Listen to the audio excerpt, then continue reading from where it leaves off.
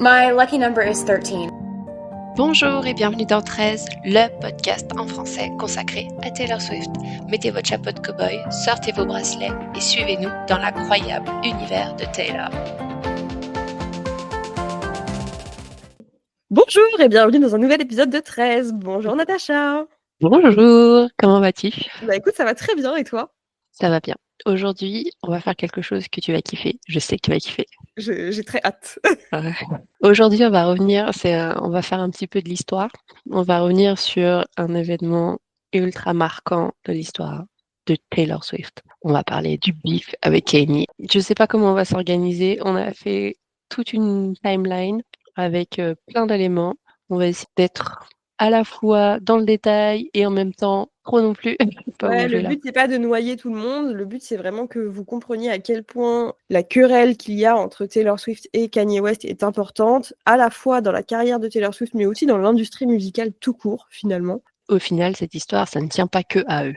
Non, pas du tout. C'est vraiment les deux protagonistes de quelque chose qui est bien plus grand qu'eux et qui nous amènera ensuite aussi à une autre querelle de Taylor Swift avec une autre personne de l'industrie musicale. Donc il y a plein de branches dans cette histoire. On va aujourd'hui se concentrer sur Kanye West, mais bien sûr la suite arrivera dans d'autres épisodes. On va reprendre cette date qu'on a déjà évoquée, le 13 septembre 2009.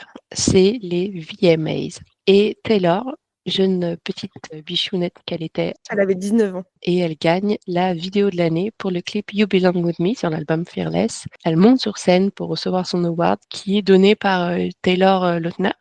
Ils étaient déjà ensemble?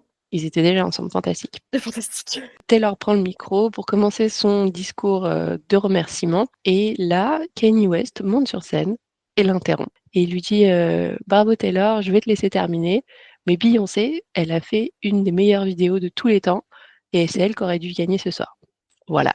Ce qui se passe, c'est que en gros, on n'interrompt pas les gens déjà quand ils parlent, c'est règle numéro 1, et il lui rend le micro. Et là, Taylor se retrouve complètement désarçonnée avec son petit minois de bichounette. La salle commence à bouer quelqu'un. On ne sait pas vraiment qui exactement, mais on entend des forts bouh, etc. Bon, avec le recul, moi, je comprends tout de suite que c'est Kanye West qui se fait défoncer et pas Taylor. Mais elle l'a vécu de cette manière-là. C'est-à-dire qu'en fait, elle a eu l'impression qu'à ce moment-là, c'était elle qu'on descendait et s'est dit, en fait, je méritais pas mon award. Un peu plus tard dans la soirée, Beyoncé l'a fait remonter sur scène en disant qu'elle aussi, elle se souvient d'avoir eu 17 ans un jour, qu'elle avait reçu son premier award avec les Destiny Child, et donc elle voulait laisser la parole à Taylor pour lui dire ce qu'elle avait à dire. Donc Taylor revient sur scène, finit son discours, et ensuite il y a eu une vague de réactions suite à cette interruption de Kanye West. Tout le monde a dit que Kanye West avait agi comme un idiot, alors même Barack Obama, Katy Perry, tout le monde a condamné son comportement qui était vraiment pas nécessaire. 2 jours plus tard, chacun dans une interview s'exprime sur le sujet et Kanye s'excuse, mais vraiment à demi-mot. Ce qui est intéressant, c'est de voir effectivement l'ampleur que ça a pris à ce moment-là, quand tu vois le président de la République qui prend la parole en disant que c'était n'importe quoi de faire ça. Katy Perry, qui à l'époque n'est pas vraiment une super pote avec Taylor Swift, mais quand même a au moins la décence d'admettre que c'était pas bien. Beyoncé, qui évidemment en grande queen fait remonter Taylor sur scène. Donc vraiment, ça pourrait paraître anodin comme événement, et en fait ça a été le début d'une grosse tempête dans l'univers musical et dans la vie de Taylor Swift. Ça s'est un peu apaisé, en tout cas on n'en entendait plus tellement parler pendant quelques mois. Un an plus tard environ, en septembre 2010, Kanye West s'est excusé publiquement sur Twitter. Alors c'était les tout débuts de Twitter, et donc pour ses premiers tweets, il s'excuse sur Twitter. Et ensuite, quelques jours plus tard, il y a à nouveau les VMAs en 2010. Et là, Taylor Swift chante sur scène la chanson Innocent, qu'elle a en fait écrite sur Kanye West, pour Kanye West. En tout cas, elle parle de lui dans cette chanson, qui est vraiment une chanson qui finalement l'excuse, et qui est une chanson qui est là pour faire la paix avec lui. Elle est cool. Elle est vraiment cool. Ça coule avec lui sur ce coup-là. Et finalement, un mois plus tard, Kanye West revient sur ses excuses dans plusieurs interviews, et il commence à accuser même Taylor Swift de ne pas l'avoir soutenu au moment où il s'est excusé, de ne pas l'avoir soutenu au moment où il s'est pris plein de merde dans la tronche, plutôt culotté de sa part. Et il va même jusqu'à dire que finalement Taylor Swift est bien contente d'être la victime de cette histoire, et que ça lui fait de la pub d'être victime de tout ça. Et c'est là que commence vraiment toute cette période où les médias ont détesté Taylor Swift en disant qu'elle se plaçait comme une victime et qu'elle aimait jouer la victime. En 2011, ils se croisent au Met Gala. Voilà, bon, ils se disent bonjour, mais on sent que c'est un peu tendu. Fin 2012, le magazine Rolling Stone révèle que Taylor chez elle une photo de l'incident à côté de la statuette qu'elle a reçue ce soir-là, avec une phrase écrite: «La vie est pleine de petites interruptions». Ouais, je sais pas trop comment, analyser le fait qu'elle ait ça chez elle. Est-ce que ça pourrait être pour lui rappeler que finalement, voilà, comme dit la phrase: «La vie est pleine de petites interruptions» et qu'il faut, continuer à se battre? Et en même temps, il y a une part de moi qui me dit je le vois un peu comme un truc où du coup ça nourrit, tu vois, sa Une haine envers certaine lui, rancune. sa rancune, ouais, je sais pas trop comment l'analyser, j'avoue que je suis assez perplexe de ça. Toujours est-il qu'ensuite, on arrive à juin 2013 à peu près et là Kanye West revient sur ses excuses. Il dit au New York Times dans une interview Finalement, qu'il s'est excusé uniquement sous la pression de ses managers, mais qu'en fait il regrette pas du tout d'avoir humilié Taylor Swift. d'accord, bah, c'est très bien. En septembre 2015, alors qu'on n'a pas entendu parler de cette querelle depuis plus de 2 ans, Taylor Swift remet un prix à Kanye West lors des VMAs, donc toujours, cette cérémonie-là. On dirait que tout va bien. L'âge de guerre semble être enterré, on entend même parler de collaboration entre les 2. Ouais, il y a des Bon, rumeurs qui circulent à ce moment-là, comme quoi ils vont, travailler ensemble. Lui nourrit ces rumeurs-là. Ils sont photographiés ensemble, en train de se faire des câlins, de se faire des grands sourires, aux VMAs. Donc on a l'impression à ce moment-là que c'est bon, tout est réglé entre eux, quoi. eh bien non, Eh bien non, eh bien non. puisque, on est en début février, 2016, le 11 février pour être exact. Et c'est là que Kanye West sort la chanson Famous, une Avec une chanson, phrase, comment voilà, dire? où en fait, il parle de Taylor dans des termes vraiment pas du tout élogieux, où il dit littéralement: «I made that bitch famous», donc j'ai rendu cette salope, célèbre. Le message est très clair, il dit que, c'est lui qui a rendu Taylor Swift célèbre et il dit même À qu'il a cause eu de ce moment-là, en l'approbation, fait. voilà, que Il c'est a oui, ce qu'en fait, moment, où il il l'a est il l'a intervenu. mis un peu sous les feux des projecteurs parce que, il l'a interrompu à ce moment-là et c'est intéressant parce qu'il décrédibilise, en fait, tout son travail aussi. C'est-à-dire que c'est lui qui l'a rendue célèbre alors que c'est pas son travail à elle qui a fait qu'elle était célèbre, qu'elle gagnait ses prix. Ouais, c'est intéressant, surtout quand tu sais aujourd'hui que finalement, l'album de Taylor Swift qui s'est le moins bien vendu, c'est plus vendu que l'album de Kanye West qui s'est le mieux vendu. Mmh. Donc bon, mais Voilà. effectivement à ce moment-là, il dit qu'il a eu l'approbation de Taylor, qu'elle était OK pour que cette chanson sorte et bien évidemment l'équipe de Taylor Swift nie en bloc. Donc, à ce moment-là, on ne sait pas qui dit vrai et qui dit faux. Sur des choses qui se nient comme ça, c'est toujours compliqué de savoir. C'est toujours très compliqué. Par contre, quelques jours plus tard, vraiment, juste après la sortie de la chanson, Taylor Swift gagne le Grammy du meilleur album de l'année pour, 1989. Donc on est en février 2016. Elle est à ce moment-là la seule femme à avoir gagné 2 fois le Grammy du meilleur album de l'année et elle lance un peu une pique, dans, son discours à Kanye West. Elle dit, je cite: «En tant que première femme à remporter 2 fois le Grammy du meilleur album, je veux dire à toutes les femmes que des gens tenteront de s'approprier leur succès ou de leur barrer la route. Mmh. Personne, mais bon, c'est plutôt clair». Et elle ajoute: «Mais si vous vous concentrez juste sur le travail et que vous ne laissez pas ces gens vous dérouter, vous y arriverez. Vous saurez vraiment les gens qui sont vraiment là pour vous». Donc, Amen. pour ceux qui ont plus une mémoire visuelle, vous savez, c'est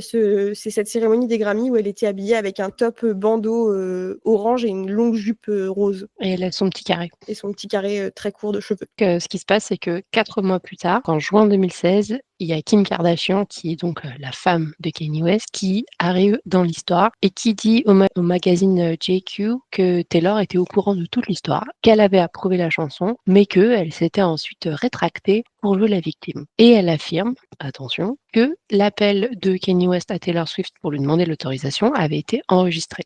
Donc là, à ce moment-là, un peu coup de tonnerre, dans l'industrie musicale puisqu'on se dit: «Bah, si l'appel a été enregistré, il va y avoir une preuve formelle de ce qui s'est passé». Donc bien sûr, là, à ce moment-là, tout le monde attend, un peu, l'appel, mais bon, personne ne l'a, on ne sait pas trop s'il existe vraiment. Toujours est-il que 10 jours plus tard, donc on est fin juin 2016, Kanye West sort le clip de Famous et là, à nouveau, coup de tonnerre puisque, dans le clip, on voit Kanye West dans son lit avec Kim Kardashian. Ils sont nus et à côté d'eux, eh bien, il y a une statue de cire de Taylor Swift qui est également nue. Et là, en fait, bon, bah, le message est très clair, et puisqu'il dit dans la chanson qu'il couche avec elle. Alors, il y a aussi d'autres stars, hein, qui sont représentées dans ce clip. Visiblement, Kanye West est au lit avec tout le monde dans cette vidéo. En termes de concept, c'est en mode, c'est moi le patron et je choisis, qui avance et qui n'avance pas et coucher avec moi, quoi. C'est vraiment, Ouais, c'est ça. oh ça D'ailleurs, j'ai hâte. à ce moment-là, Taylor Swift, elle répond pas, elle réagit pas. En revanche, il y a plusieurs de ses amis qui prennent la parole sur les réseaux sociaux et qui, bien sûr, la défendent et notamment, l'actrice, Lena Dunham qui, en fait, à ce moment-là,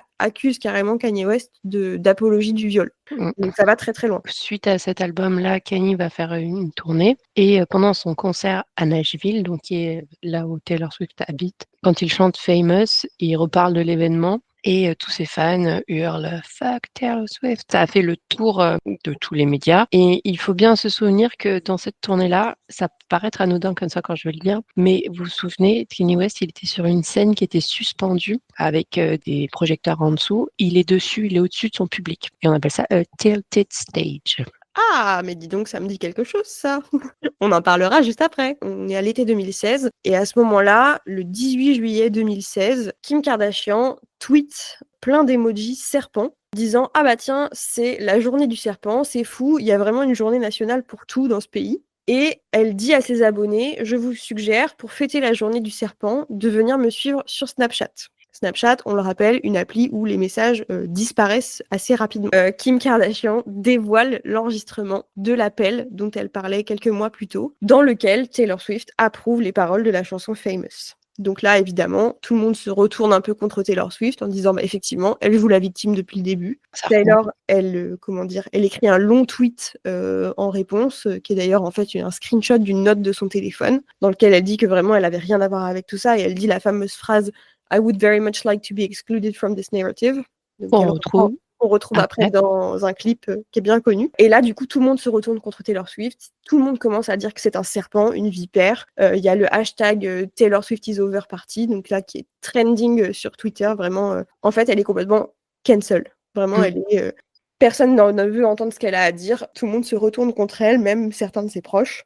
Plus d'apparitions publiques, plus d'interviews, elle quitte le pays. Blackout complet, on n'en entend plus parler. Les fans se demandent si Taylor Swift reviendra un jour. Elle disparaît littéralement. On voit d'ailleurs des passages de ça dans le documentaire Miss Americana qui est sur Netflix, dont on a déjà parlé plusieurs fois. Encore une fois, Netflix, merci de nous rémunérer. Mais, voilà, on en voit un peu des passages à ce moment-là. Plus de news de Taylor. Je ne sais pas comment ont vécu les Swifties cette période-là, mais moi, j'étais pas encore dans la Swiftie-sphère. Donc, c'était horrible. Parce plus de son, plus d'images. Mais le 18 août 2017, presque un an après cette histoire, Taylor supprime tous ses réseaux sociaux. 21, elle recommence à poster des photos de serpents. Et le 23 août 2017, elle annonce la sortie de son nouvel album qui s'appelle Reputation, qui est le meilleur album. pour novembre 2017. Et 2 jours encore ensuite, puisqu'elle fait une promo de ouf, elle sort le premier single qui s'appelle Look What You Made Me Do, dont les paroles contiennent des phrases claires en référence à tout l'incident avec Kanye West. Ensuite, elle sort quelques jours plus tard le clip, qui ne peut pas être plus clair. On revoit donc dans les paroles, on a une référence à la Tilted Stage. Donc cette scène qu'on voyait pendant les concerts de Kanye West, on la voit Taylor dans une baignoire remplie de bijoux, qui fait référence à Kim Kardashian qui s'est fait cambrioler dans un hôtel à Paris. Déjà dans Look What You Made Me Do, on sent que il va y avoir quelque chose dans cet album, ça va être sympa. Ouais. Et pour revenir sur ce que tu disais, c'est vrai que quand on a vu que Taylor Swift ne donnait plus du tout de nouvelles, les Swifties à l'époque étaient hyper inquiets. On se demandait qu'elle était devenue finalement, parce que la réponse sur les réseaux, en tout cas la réaction sur les réseaux avec tous les serpents avait été hyper violente. Évidemment, tous les fans avaient toujours envie de croire à la version de Taylor Swift, ou en tout cas d'avoir au moins sa version des faits, mais c'est vrai que compte tenu de l'appel, on s'est tous un peu dit mince, est-ce que c'est Kim Kardashian qui a raison? Et donc quand on a vu ensuite qu'elle a vraiment tout supprimé de ses réseaux pour en fait remettre des serpents, là on s'est dit ok, en fait qu'est-ce qui se passe? Elle est en train de reprendre le contrôle de la narration finalement, c'est vraiment quelque chose qu'elle sait faire très très bien. Certains diront qu'elle est manipulatrice sur ce sujet. Je pense que c'est plutôt une grande preuve d'intelligence. Toujours est-il que quand on voit les serpents réapparaître et quand on voit Reputation sortir, c'est un ouragan en fait, parce que on s'attend pas du tout à ça de sa part. On aurait dû avoir un album en 2016 qui est pas sorti, et là on a un truc avec une prod qui est très très différente de ce qu'elle fait habituellement, qui est très très sombre. Il y a des serpents partout, tu vois. Surtout en termes de son, ça n'avait rien à voir avec ce qu'on avait entendu avant. Et c'est pour ça que c'est un album qui est très clivant encore aujourd'hui, parce que il y a plein de fans qui du coup avaient l'impression de ne plus reconnaître Taylor Swift, et en même temps dans cet album elle le dit bien, l'ancienne Taylor Swift elle est morte, et là c'est une nouvelle Taylor Swift qui est revenue de ses cendres, et donc forcément avec un son très différent. Quand l'album sort au mois de novembre 2017, oui, il y a Look What You Made Me Do, mais en fait, il y a plein d'autres chansons qui ont l'air d'évoquer Kanye West. On sent que c'est un gros sujet. I Did Something Bad, il y a This Is Why We Can Have Nice Things. Ces chansons-là, elles parlent vraiment de l'incident. Et en même temps... Call It What You Want. Call It What You Want également. Et en même temps, faut pas oublier, et je tiens vraiment à le répéter parce que moi, ça me tient à cœur, c'est un album qui a aussi plein de chansons d'amour, et qui finalement est pas aussi sombre que ce qu'on voudrait penser, qui est en fait un album qui a une grosse dualité. qui pour moi reflète bien en fait Taylor Swift à ce moment-là, qui veut continuer à faire sa musique, mais qui en même temps ne veut plus se laisser marcher dessus. J'ai l'impression que tout ça, ça l'a un peu précipité à devenir une grande fille, quoi. Ouais, Enfin, c'est possible. elle était toute mignonne, elle était avec ses papillons et ses contes de fées. Et là, en fait, elle s'est rendue compte que, enfin, l'industrie dans laquelle elle évoluait, elle était peut-être pas aussi jolie que ce qu'elle pensait auparavant. Ouais, ça, je pense qu'elle le savait parce que déjà avec 1989, il y avait eu quand même une belle maturité de sa part. Mais je pense que bah, à ce moment-là, justement, toute cette époque un peu 2014-2015, elle était vraiment au sommet de sa gloire à ce moment-là, en tout cas pour l'époque. Et du coup, le fait de dégringoler du jour au lendemain, je pense que la chute a été très dure en fait. Et donc, elle se prend de plein fouet le fait que bah, les réseaux sociaux peuvent te détruire du jour au lendemain, surtout quand l'information sur laquelle c'est basé s'avère être fausse. Mais ça, je m'avance un petit peu. On sent que c'est un album qui a quand même pas mal de rancœur. Pendant la tournée au Reputation Stadium Tour, elle a sur scène une scène penchée. Elle a un énorme serpent gonflable qui s'appelle Karine, bien sûr écrit avec un K, Évidemment. qui va s'en rappeler Kanye et Kim. Donc voilà, on sent qu'il y a quand même de la rancœur, mais tournée de façon à ce que ce soit elle qui se réapproprie la Ce qui est narration. intéressant, c'est que pour l'instant, on a de la rancœur, mais elle justifie pas son point, elle dit rien de plus là-dessus, quoi. Et ça Non, va en fait, arriver je un pense peu qu'elle plus part du tard. principe que la vérité finira par éclater, que le karma finira par rattraper ceux qui doivent être rattrapés. Et Effectivement. donc non, à ce moment-là, elle ne dit rien. En fait, elle n'en reparle qu'en 2019, puisqu'on est 2 ans après la sortie de Reputation. Et elle en parle dans plusieurs magazines, mais plutôt sous le ton d'avertir contre le harcèlement, le cyberharcèlement. Elle dit que vraiment Kim et Kanye ont mené une campagne d'harcèlement contre elle. Donc elle cherche encore une fois pas à se justifier ou à contredire les propos de l'appel téléphonique qui est sorti quelques années plus tôt. Mais par contre, voilà, elle essaye de parler de la façon dont elle a vécu le harcèlement. Ce qui est intéressant parce qu'elle pourrait continuer à être sur sa position en disant non, non, j'ai jamais dit ça, mais en fait, elle dépasse même ce débat-là et elle dit attendez, regardez juste la manière dont j'ai été traitée, ça ne se fait pas. Oui, voilà, en fait, peu importe que ce soit vrai ou pas, personne ne devrait subir ce harcèlement-là. En gros, c'est ça qu'elle dit à ce moment-là. Et en même temps, de toute façon, plus elle nie, plus les médias disent qu'elle se place en victime et donc ça la dessert finalement. À ce moment-là, elle fait ce qu'elle fait de mieux, elle sort un album. Voilà, exactement. Cette histoire avec Kanye West, elle va être présente dans tous ses albums en suivant, Ouais. sous plein de chansons différentes. Pendant l'Over, on retrouve des mentions dans I Forgot You Existed. Ça s'adresse à tous ses ennemis, évidemment, dont Kanye, où elle fait la métaphore avec l'école. Où elle dit tu rigoles dès que je suis tombée par terre. Et c'est une métaphore qu'elle va reprendre plus tard dans Thank You Amy sur Titi Piti. Quand elle sort l'Over en 2019, Kanye West, il sort un album aussi, il se fait appeler maintenant Ye. Ce qui est intéressant, c'est ce qui va se passer en 2020. Ouais, on est le 21 mars 2020. Alors nous, en France, à ce moment-là, on est confinés chez nous. Mais sorti un peu de nulle part, il y a une nouvelle version de l'appel entre Taylor Swift et Kanye West qui fuite sur Internet. C'est ouf que ça sorte de nulle part. Ouais, de nulle part, je sais pas trop, mais bon, la version officielle dit que ça sort de nulle part.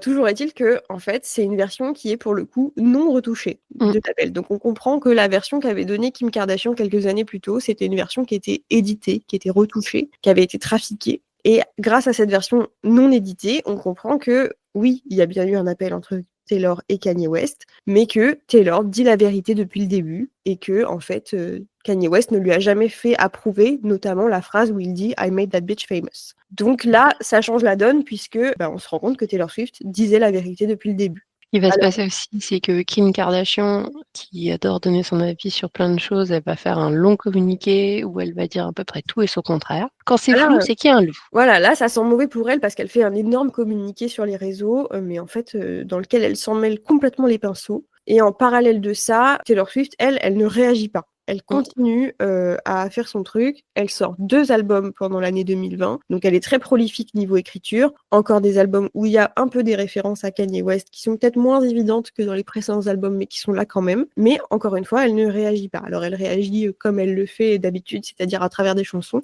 mais pas publiquement. Ouais, dans Folklore, on pense à Peace, par exemple, où elle dit There's robbers to the east, clown to the west. Bon, bah voilà, West, Kanye West. Également dans Mad Woman, où on lui reproche d'avoir été en colère. Bah, évidemment, évidemment. Et ensuite, en parallèle de ça, il y a Kim Kardashian qui donne des interviews un peu à qui veut bien l'entendre, voilà, à qui veut bien l'écouter. Et où là, par contre, elle dit qu'elle est fan de Taylor Swift. Ah ouais. Elle adore plein de ses chansons. On se doute que c'est clairement une stratégie commerciale de sa part parce qu'à ce moment-là, Kanye West et Kim Kardashian, ils sont vraiment au sommet de leur popularité. C'est vrai. Notamment aux États-Unis, peut-être moins chez nous, mais aux États-Unis, oui. Donc, puisque Taylor Swift a une grosse popularité à ce moment-là, puisque en fait, là, il faut bien l'admettre, c'est que 2020, ça a vraiment été une année charnière, puisque d'une part, Taylor Swift sort 2 albums qui sont des masterpieces, vraiment, Folklore et Evermore, ça fait partie de ses meilleurs albums. Tous les critiques s'accordent à le dire, tous les fans s'accordent à le dire. Et là, vraiment, on voit tout son talent de parolière sans artifice finalement, puisque c'est des albums qu'elle a enregistrés chez elle, à distance, avec peu de moyens de prod derrière. Donc, c'est des albums qui sont très purs et où là, on voit vraiment tout son talent de parolière. Et surtout, puisqu'elle a eu la grâce de ne pas répondre, alors même que on a compris qu'elle avait dit la vérité depuis le début, et bien finalement, son image de victime, elle est terminée, elle est envolée. Et c'est quelque chapeau à elle de jamais être entrée dans cette bataille-là. Dernièrement, donc avec son tout dernier album TTPD, Taylor nous a donné la chanson Thank You Amy avec 3 lettres qui sont en majuscules, qui sont pas là par hasard, hein. Les majuscules ne respectent pas les, les règles de l'imprimerie. Si on regarde bien les majuscules, on voit que ça fait K-I-M, donc on parle de Kim Kardashian. Donc Thank You Kim. Dans cette chanson, elle parle entre guillemets de harcèlement scolaire, mais on comprend qu'il y a quelque chose derrière qui fait penser à une autre histoire. Ouais, pour moi, ça fait partie des chansons qui seraient super intéressantes à analyser. On retrouve, comme tu l'as dit tout à l'heure, toute cette analogie du harcèlement scolaire, qui est finalement peut-être le harcèlement que les gens ont plutôt tendance à vivre, malheureusement. Et donc, encore une fois, elle met les événements de sa vie à elle dans un contexte qui parle à beaucoup plus de gens. C'est une métaphore qu'elle avait déjà prise dans Lover, dans I Forgot That You Existed. On comprend très clairement que cette chanson ne s'adresse pas du tout à une harceleuse scolaire. Toujours dans TTPD, on a la fameuse chanson Cassandra. J'ai l'impression qu'elle reprend quand même une bonne partie de l'histoire en disant que depuis le début, c'était elle qui disait la vérité avec cette analogie avec Cassandre dont on a déjà parlé dans un autre épisode. À ce moment-là, la famille Kardashian, elle est en train d'un peu de redescendre de sa cote de popularité. On voit bien qu'ils ont une soif d'argent dans tous les sens. Ils sortent des produits sont vraiment en mode cash machine. Et surtout, Kanye West a créé une sorte d'église avec une chorale. Cette église qu'il a créée lui, eh ben, vous savez quoi? Elle a perdu son statut d'organisme de bienfaisance après 3 ans de non-déclaration fiscale. Donc, on peut insérer ici un emoji clone. Le dernier album de Kanye West, s'appelait Jesus is Born. Sa chorale s'appelait The Kanye West Sunday Service Choir, donc la chorale de la messe du dimanche. Et vraiment, c'est une phrase, enfin, quand j'entends dans Cassandra, quand elle dit The family, the pure greed, the Christian chorus line, on est vraiment dans cette atmosphère-là. On les voit qui sont en train de se mettre en scène de manière plus ou moins chrétienne, et en fait, c'est du fake. Ouais, et puis moi, ce que j'aime à ce moment-là, c'est de voir que finalement, comme dirait Ribéry, la roue tourne va tourner, tu vois. C'est que en fait, dans une interview qui date d'ailleurs de 2016 avec Vogue, Taylor Swift, elle dit le karma, c'est réel. Et à ce moment-là, tout le monde est assez interloqué par cette phrase et on comprend par contre que Taylor Swift croit beaucoup au karma et on l'a bien vu depuis pas mal d'années avec plein de choses qui se sont passées dans sa carrière, que vraiment le karma c'est quelque chose qui est hyper important. Il y a toute une théorie de fans à ce sujet. Il y a une chanson qui s'appelle Karma. C'est un sujet qu'elle aime bien. C'est un sujet qu'elle aime bien. Et c'est là qu'on voit que oui, finalement, ils se font rattraper par la patrouille de la bienséance et par leur karma finalement. Alors qu'on peut faire ça comme on veut, le Ils destin. sont séparés, l'un et l'autre sont en train d'essayer de pas se noyer dans leurs problématiques, leurs différents scandales de chaque côté. On voit bien que des personnes qui étaient vraiment au top de leur popularité à une certaine époque, aujourd'hui sont vraiment en train de manger leurs dents.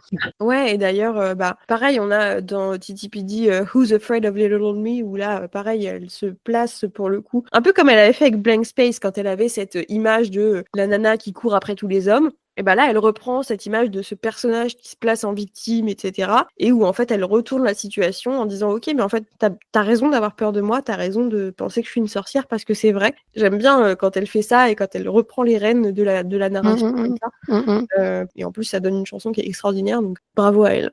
Et enfin, dernier rebondissement dans cette histoire incroyable. Pour les derniers Grammys qui ont eu lieu la semaine dernière, notre ami Kenny a décidé que c'était le moment de reprendre contact avec Taylor Swift et de dire au monde entier qu'il ne suivait qu'elle sur Instagram. C'était déjà quelque chose qui était déjà relativement suspect en comportement. Et ensuite, il s'est dit, parce que c'était pas assez bizarre comme manière de faire, qu'il allait demander aux équipes de Taylor Swift pour qu'ils fassent le nécessaire pour qu'ils soient tous les deux sur le tapis rouge en même temps lors des arrivées aux Grammys, ce que l'équipe de Taylor Swift a évidemment refusé. Et donc, il ne s'est rien passé de plus dans cette soirée, mais personne n'est reparti avec un Grammys, ni lui, ni elle. Je pense que ce qui est intéressant de retenir à plus large échelle de cette histoire avec Kanye West, c'est que c'est un événement qui a largement contribué à ce positionnement de Taylor en tant que victime dans les médias, et pendant de très longues années, hein. Et c'était pas forcément un choix de sa part. On l'a un peu jeté sur elle, comme l'intervention de Kanye à ce moment-là dans les VMA. C'était une surprise et quelque chose qui était très abrupt. Ça a terni son image qu'elle était en train de construire. Ce qu'on peut regarder aujourd'hui, c'est que ce positionnement, il n'est pas resté figé. C'est-à-dire qu'elle a vraiment repris en main la conversation quand elle a écrit Reputation, qui est le concept même de l'album. Hein. Reputation, c'est elle reprend sa réputation. Et aussi dans les albums suivants, quand elle a écrit Folklore et Evermore, qui sont des albums qui lui ont permis d'obtenir une reconnaissance de son talent de compositrice et d'interprète de manière très large et non discutable. Mais surtout en termes de vente et de popularité, ce sont deux albums qui lui ont permis d'exploser, d'avoir un accès à un public beaucoup plus large. Et en fait, dernières années, de manière très récente, elle a vraiment dominé le monde avec la sortie de Midnight, ce qui a été un carton commercial, puis l'annonce de la tournée en elle-même. Taylor, elle rentrait dans des stades qui étaient pleins à craquer et elle rentrait vraiment un peu comme une gladiatrice, le glaive à la main, en bombant le torse. Ce qui est intéressant, c'est qu'elle a vraiment changé son image, elle est passée de victime à gagnant. Et je trouve que c'est une belle leçon à tirer dans notre vie, de manière générale. Il nous arrivera toujours des événements qu'on va pas choisir, qui vont provoquer chez nous des conséquences qu'on maîtrisera pas. Mais il faut toujours se rappeler que, rien n'est écrit dans le marbre et que vous avez le droit de dire votre version des choses. Et surtout, ne laissez pas un événement vous définir, surtout si c'est pas qui vous êtes. Écoute, je n'aurais pas mieux dit moi-même. Je trouve que c'est une très belle conclusion. Il faut toujours entendre les deux versions d'une histoire. Et là, Taylor Swift nous a livré sa version. Et quelle version donc voilà. Mais en tout cas, on avait quand même très envie de revenir sur toute cette histoire avec lui parce que ça a quand même, comme tu l'as dit, été une grosse partie de la vie de Taylor Swift.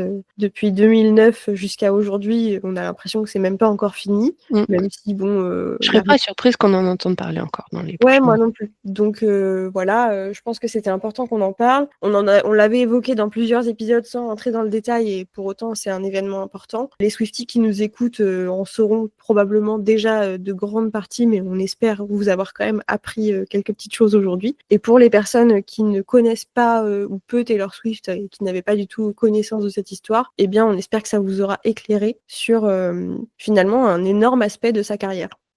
Pour terminer, on va reprendre cette petite question qu'on essaie de se poser à la fin de chacun de nos épisodes.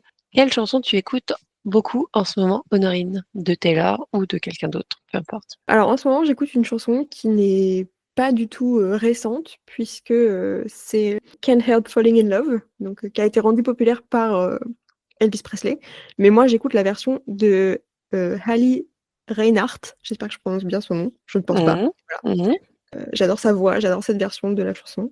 Et du coup, j'écoute beaucoup. Et toi? Moi, en ce moment, j'ai repris Titi Pidi. Je sais pas pourquoi je l'écoute énormément en ce moment. Je suis en boucle, mais c'est pas une surprise, hein. Mais je suis en boucle sur But Daddy, I Love Him. Cette chanson, c'est un chef-d'œuvre. C'est vraiment une énorme réussite de cet album. À très bientôt. À très bientôt! Un gros bisou. Bye bye.